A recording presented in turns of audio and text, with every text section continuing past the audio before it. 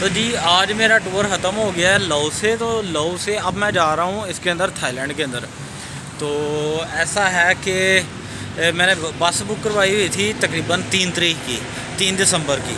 तो उस बस के स्टेशन पे मैं जाऊंगा, तो वो जाके तो मैं वहाँ पे टिकट अपनी दिखाऊंगा, तो फिर थाईलैंड के अंदर चला जाऊंगा।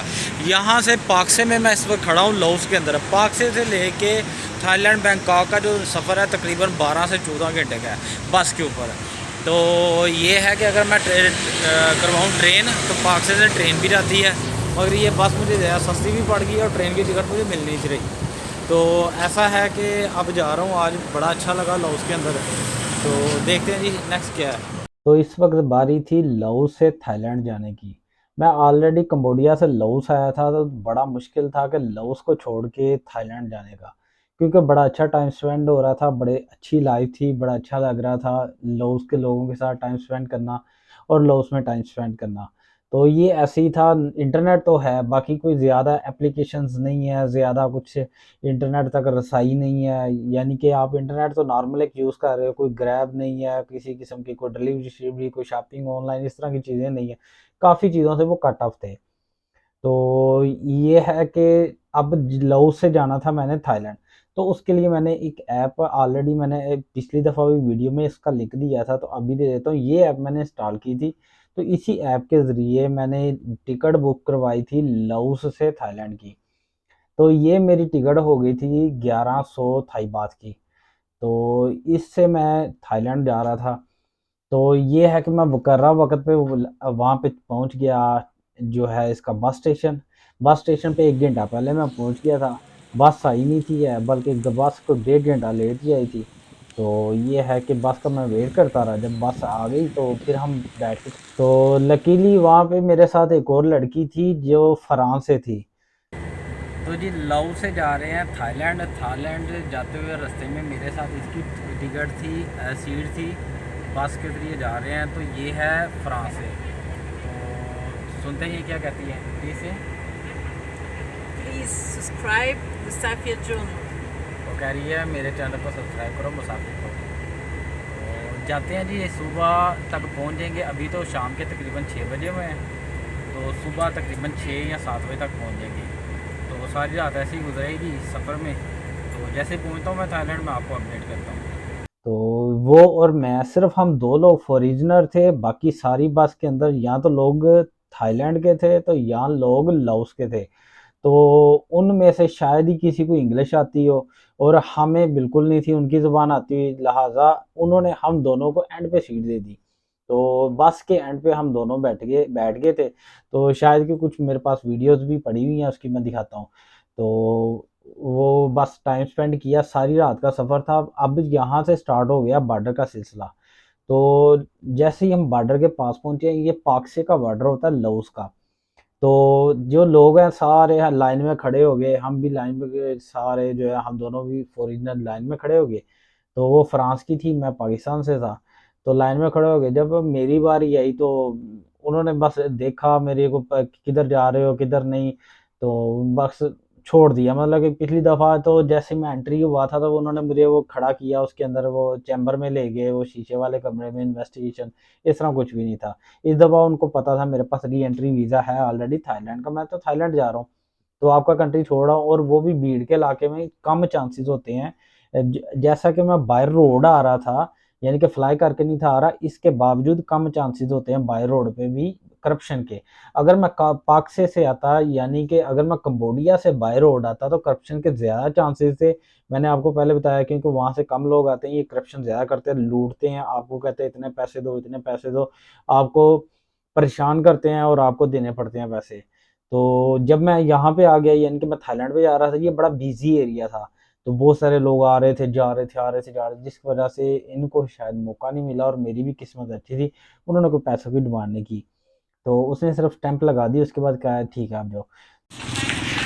इमिग्रेशन क्लियर हो गई है। ये है जी लाओस की इमिग्रेशन, जो पाकसे से आते हुए रास्ते में आती है। तो ये क्लियर हो गई है, अब आगे जा रहे हैं, वो थाईलैंड की इमिग्रेशन है, उसके लिए वो कंप्लीट हो जाएगी, फिर थाईलैंड के अंदर दाल हो जाएंगे। हमारी बस ने पीछे उतार दिया था, तो ये इमिग्रेशन का एरिया है, तो अभी तो थाईलैंड की इमिग्रेशन की तरफ जा रहे हैं। या उसके बाद मैं चल रहा हूँ, वहाँ पे जा रहा हूँ इमिग्रेशन दूसरी, यानी कि पहले मैंने इमिग्रेशन क्लियर की लाओस की, उसके बाद इमिग्रेशन है, दरमियान में थोड़ा सा ही फासला है, चलना पड़ता है। तो आप लगा लो कि 500-600 मीटर का फासला है। तो वो चल के मैं चला गया थाईलैंड की इमिग्रेशन में। जब बाय रोड आप जा रहे हो तो ज़मीन के अंदर से नीचे से उन्होंने सुरंग सी बनाई हुई है, उसके अंदर दरमियान में उन्होंने बाड़ बनाई हुई है, ऐसे एंगल लगाए हुए हैं। आप इधर से उधर से इधर नहीं आ सकते। आपने अगर आप थाईलैंड जा रहे हो तो आप सिर्फ थाईलैंड ही जा सकते हो, आप थाईलैंड से टर्न नहीं ले सकते। वो उस तरह का उन्होंने क्राइटेरिया बनाया होता है, रास्ता इस तरह ज़मीन के अंदर बनाया होता है, आपने थाईलैंड ही जाना है। तो मैं जी वहाँ से चला गया थाईलैंड के अंदर, थाईलैंड की इमिग्रेशन। अब थाईलैंड की इमिग्रेशन, वो पहले मेरा पासपोर्ट देखता रहा, ऐसे वो जो फ्रांस की थी उसको तो उसने भेज दिया। अब मेरी बारी थी। तो थाईलैंड की वो इमिग्रेशन वाला बंदा अब बार बार देखे, आगे करे, ऐसे ऐसे कर दे, ऐसे ऐसे कर दे, यानी कि उसको समझ आ रही थी कि क्या क्या लगा हुआ है ऊपर, क्या क्या लिखा हुआ है। यानी कि री एंट्री, मैंने ऑलरेडी वीज़ा लिया हुआ था थाईलैंड दोबारा जाने का। तो उसको समझ आ रही थी कि हाँ, ये थाईलैंड दोबारा जाना चाह रहा है। तो वो एक छोटा सा फॉर्म होता है, वो आपने फिल करना होता है। उस फॉर्म के अंदर लिखा जाता है थाईलैंड के लिए, उस फॉर्म के अंदर लिखा जाता है कि आप किस मकसद के लिए जा रहे हो, आपका होटल क्या है, आपने कितने दिन वहाँ पे रहना है, और आगे आपने किधर चल जाना है। तो मैंने लिखा था कि मैं 2 दिन रह रहा हूँ। तो क्योंकि मैंने सिर्फ ट्रैवल करना है, यहाँ से मैंने थाईलैंड में दाखिल होना, उसके बाद मैंने मलेशिया चल जाना, मैं ऑलरेडी मलेशिया में काम करता हूँ। तो नेक्स्ट वो मैंने डेस्टिनेशन जो नेक्स्ट थी, यानी कि उससे बाद किधर जाना, वो तो मैंने लिख दिया कि जी मलेशिया जा रहा हूँ। तो होटल का मैंने एक फर्जी होटल एक बुक किया हुआ था, मैं उसमें गया भी नहीं हूँ, क्योंकि 2 दिन मेरे सफ़र में ही गुजर गए हैं, तो मैं उधर नहीं गया। तो मैंने कहा इस होटल में जा रहा हूँ, उसकी क्योंकि मैंने बुकिंग भी बनाई हुई थी, तो मैंने उसको बना दिया, लिख दिया। तो ठीक है, उसको जब उस बंदे के सामने डॉक्यूमेंट मैंने रखे, तो उसने सिर्फ मेरा पासपोर्ट लिया, डॉक्यूमेंट बाकियों को नहीं छेड़ा।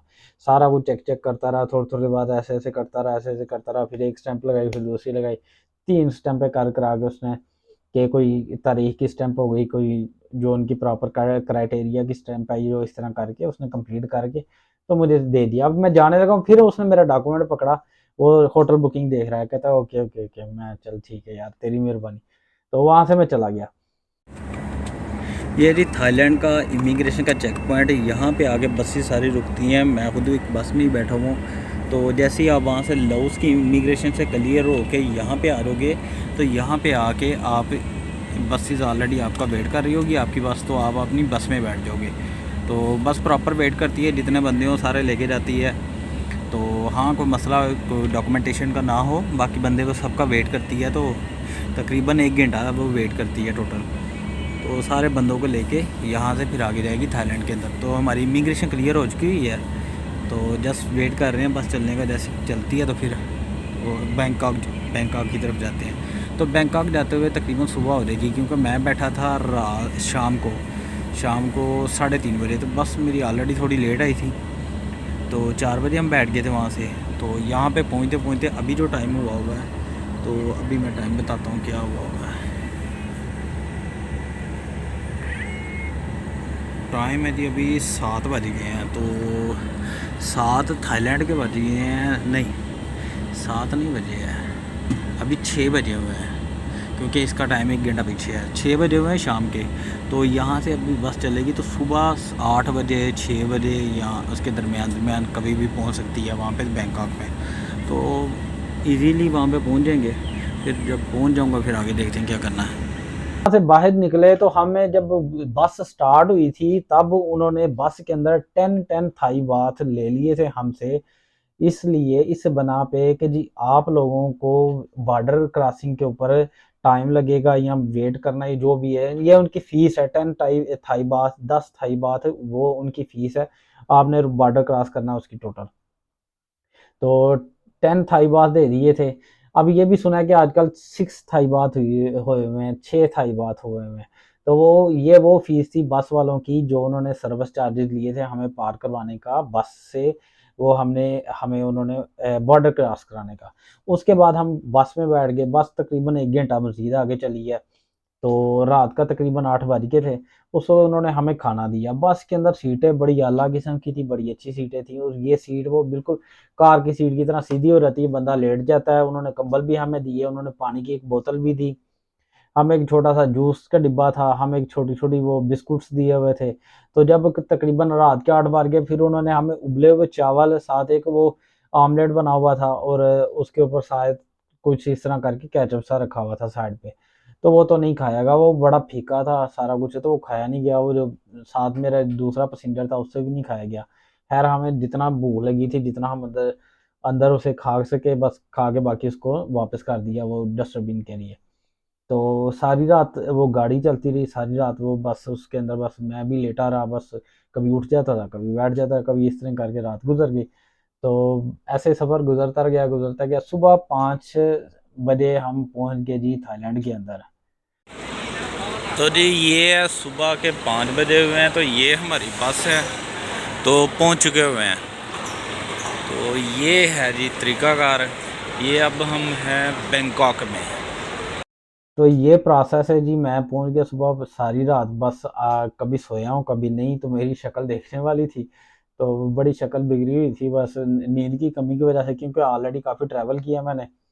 तो बस ऐसे है कि बस पहुँच गया हूँ। ये प्रोसेस था, अगर आपने लाओस से थाईलैंड जाना है तो ये प्रोसेस है। आपने सिर्फ़ थाईलैंड का आपके पास वीज़ा होना चाहिए। अगर आप थाईलैंड से ही लाओस या कंबोडिया गए और वापस आपने थाईलैंड आना है, तो उसके लिए री एंट्री थाईलैंड का वीज़ा लगवाते हैं। उसका तरीकाकार पहले मैं इसके ऊपर वीडियो बना चुका हूँ। री एंट्री वीज़ा 5 मिनट में बन जाता है, वो एयरपोर्ट पे ही मिलता है। उसकी वीडियो का मैं लिंक फिर भी डिस्क्रिप्शन में दे देता हूँ, ताकि आपको पता चल जाए कि री एंट्री थाईलैंड का वीज़ा कैसे लेते हैं।